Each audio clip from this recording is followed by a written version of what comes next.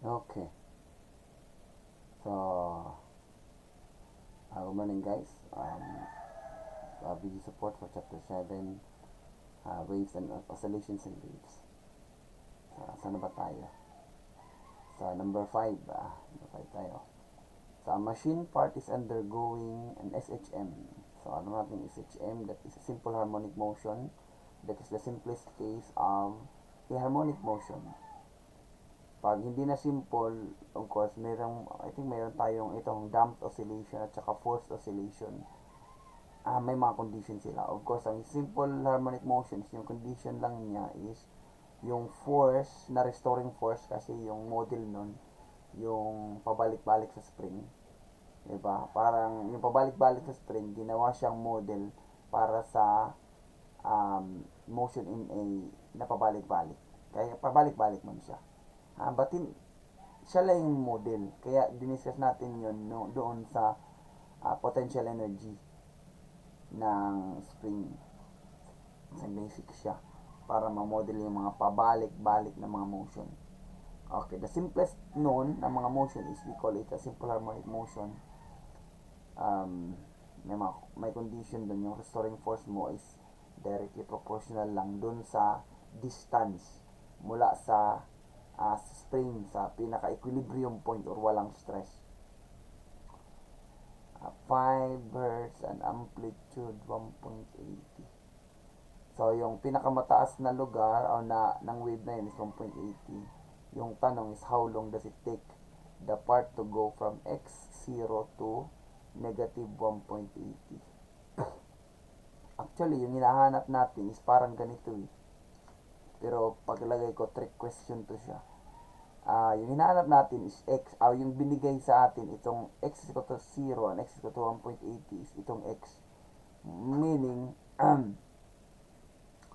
x mula sa 0 na x galing dito.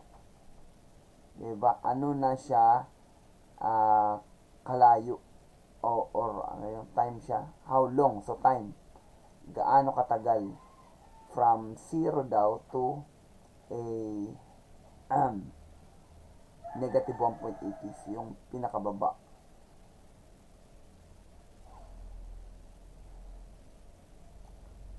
Yung x-axis natin is time at yung x natin dito actually y. Tama, yun yan. Tingnan mo yung mga graph natin. Yung x natin is y. Yung x natin na axis is time. Meaning your x, yung layo mula sa walang stress dun sa damping dun sa oscillation is yung layo nun, yun yung dependent sa time. Ang ibig sabihin. So, meaning, yung mini-measure natin, itong x, yung in-measure natin yung time at saka x. Kaya lang, dito sa equation na to, yes, binigay yung x from 0 at saka, kaya lang may problema tayo, itong amplitude binigay. Kaya lang may problema tayo sa omega at saka sa phase shift. But since parang trick question lang to, I think kailangan lang natin ng i-drawing to. I-drawing muna natin to.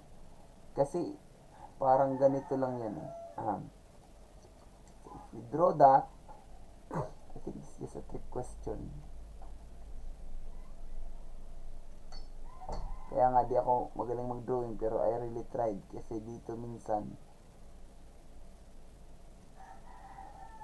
So, kung i-drawing natin siya mula dito, yung pinaka-original niya na kuwan, wala siyang actually phase shift yan.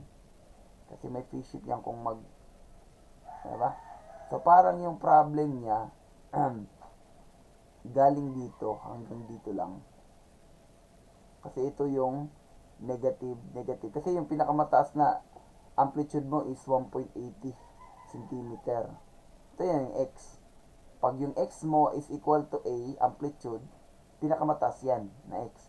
Dito naman yung x mo is pinakamababa is negative 1.80. So, yung problem lang, galing dito x is equal to 0 hanggang x is equal to negative 1.80. So, actually, parang yung problem na to, makakuha ka agad natin yung period T. Which is, yun na yung tanong. Diba yung tanong, how long does it take the part to go from X? So, kunin natin yung period, tapos, kasi yung pinakamataas ito, parang ika-apat siya. 2, 3, 4. Dito kasi yung isang period na ito hanggang dito. So, that is yung isang period, yung haba dito. So, parang, sinasabi natin, pag makuha natin yung period, yung tanong dyan is 1/4. 1/4 nun. T divided by 4, yun yung equal ng tinatanong dito. Which is,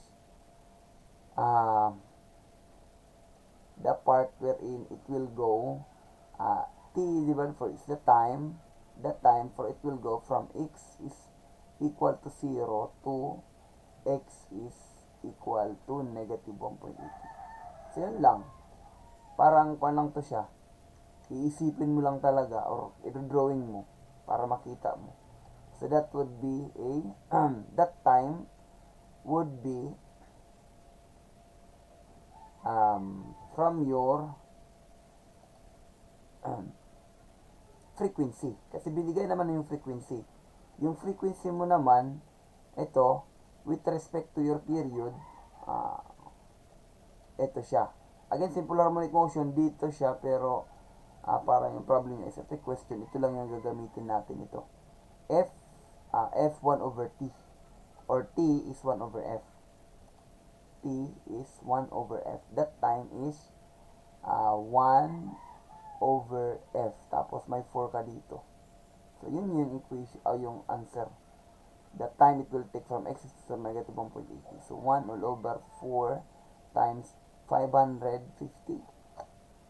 At significant figures, 5 hertz.